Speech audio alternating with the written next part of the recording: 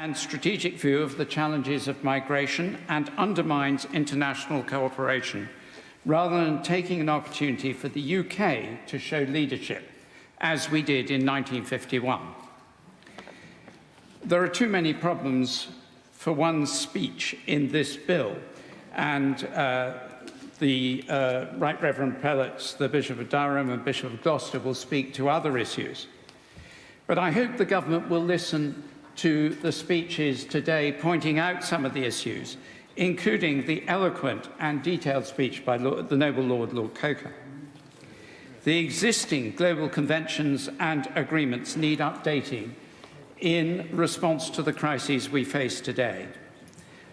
While now inadequate, what those conventions offer is a baseline from which to build a globally shared understanding of what protection must be given to refugees. They are not inconvenient obstructions to get round by any legislative means necessary.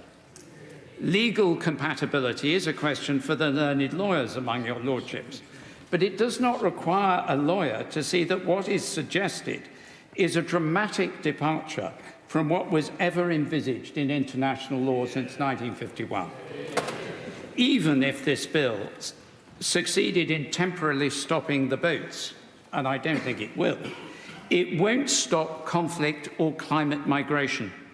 The IPCC forecasts that climate change by itself, let alone the conflicts it's already causing, will lead to at least 800 million more refugees a year in total by 2050. And what if other countries follow suit? The UNHCR has warned that the bill could lead to the collapse of the international system that protects refugees. Is that what we want the United Kingdom's contribution to be in our leadership? Currently, 80% of refugees are still in the global south, protected by the poorest countries in the world. Of course, we cannot take everyone, and nor should we. But this bill has no sense at all of the long-term and of the global nature of the challenge that the world faces. It ignores the reality that migration must be engaged with at source, as well as in the Channel, as if we, as a country, were unrelated to the rest of the world. It is a siloed bill, not a whole-of-government bill. It does not draw in conflict management and prevention, which drives migration. It does not draw in climate impacts, which drive migration and conflict. It is isolationist. It is morally unacceptable and politically impractical to let the poorest countries deal with the crisis alone and cut our international aid.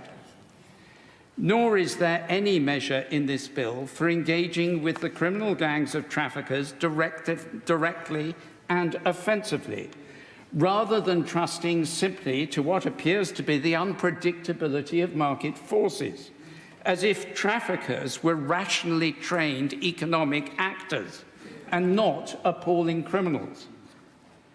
There must be safe, legal routes put in place as soon as illegal, unsafe routes begin to be attacked. We cannot wait for the years that will take place before that happens.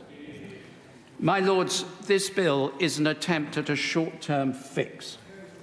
It risks great damage to the UK's interests and reputation at home and abroad, let alone the interests of those in need of protection or the nations who together face this challenge.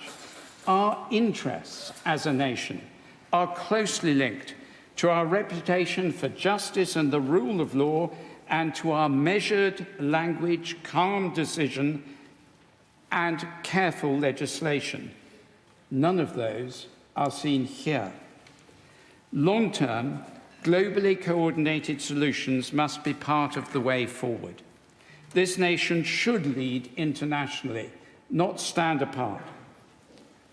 I intend to table amendments at committee stage which encourage this longer-term thinking and collaborative focus.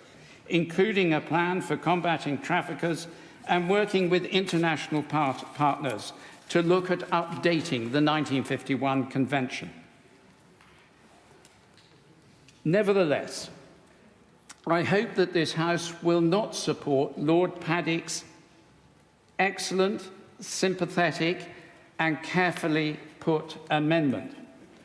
I agree with its sentiment, but I also believe that, as Lord Coker has said, it is our duty to change, not to throw out the bill.